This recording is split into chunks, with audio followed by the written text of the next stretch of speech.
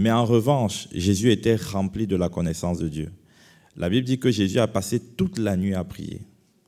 Et parce qu'il a passé toute la nuit à s'exposer à la présence de Dieu, la Bible dit que celui qui s'attache à Dieu est un seul esprit avec lui.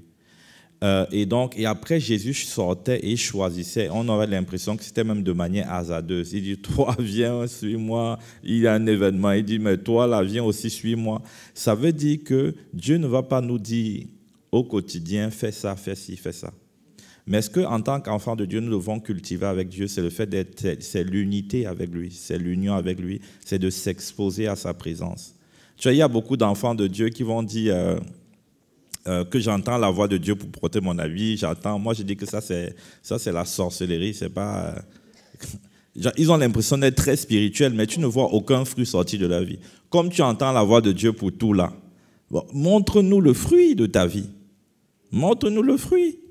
Tu vois, ça, c'est pour impressionner. On n'a pas besoin de ça. Mais en revanche, je ne suis pas en train de demander de ne pas interroger Dieu pour toutes choses. Tu peux interroger Dieu pour toutes choses, mais Dieu ne va pas te répondre pour toutes choses. Le plus important, c'est de s'exposer à la présence de Dieu.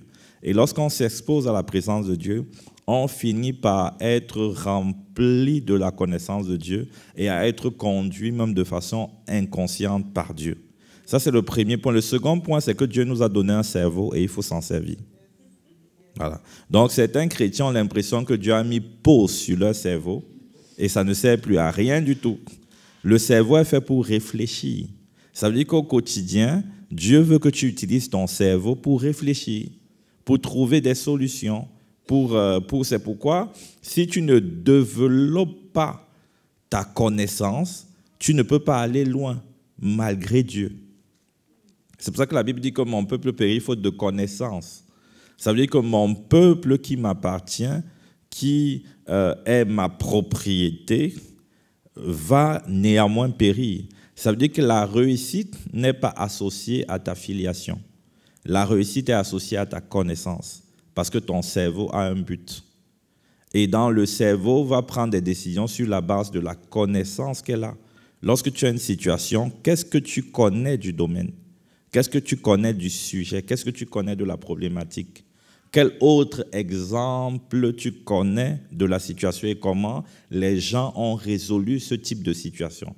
C'est un ensemble de connaissances qui peut être expérimental, qui peut venir des témoignages, qui peut venir d'une formation, qui peut venir de beaucoup de choses en fait, qui peut venir même de la compréhension des principes de Dieu dans la parole de Dieu, dans la Bible, qui peut venir de plein de choses. Cette connaissance-là te sera utile parce que la réussite est associée à la connaissance que tu as. Donc tu peux être chrétien très très spirituel, mais échouer parce que tu ne connais pas. Tu entends Dieu, mais tu échoues parce que Dieu n'a pas prévu que tu sois conduit à chaque pas par une voix que tu entends. La voix, tu vas l'entendre dans des moments précis, mais il faut toujours être ouvert et sensible parce qu'il ne faut jamais laisser la connaissance supplanter la voix de l'esprit. Parce que tu peux connaître quelque chose comme l'autre qui a choisi quelque chose sur la base de ce qu'il voyait, mais ce n'était pas le bon endroit parce que c'était Sodome et Gomorrhe. Donc la voix doit toujours, on doit toujours être ouvert, soumis à cette voix-là, mais cette voix va également utiliser notre cerveau régulièrement. Et donc ça c'est très important. Donc forme-toi, expose-toi continuellement à la présence de Dieu et de temps en temps, il va te parler de manière claire où tu auras vraiment de la manière dont il te parle, soit par des sons, soit par une conviction forte interne, soit par une voix audible, soit par quelqu'un où tu vas sentir que là, c'est comme ça qu'il me parle en général, mais régulièrement, tu vas faire des choix qui seront inspirés, poussés par lui. Et ça vient du fait de t'exposer à la présence de Dieu. Et plus tu t'exposes à la parole de Dieu, la Bible dit que plus tu t'exposes, plus tu deviens ce que tu vois. Ce que tu contemples, tu le deviens et tu commences à avoir des choix inspirés. Nous, dans le domaine du conseil, on a pris plusieurs décisions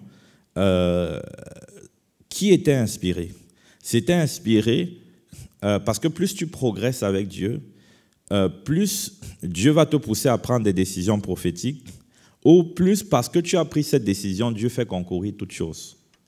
Mais parce que tu es un intime de Dieu.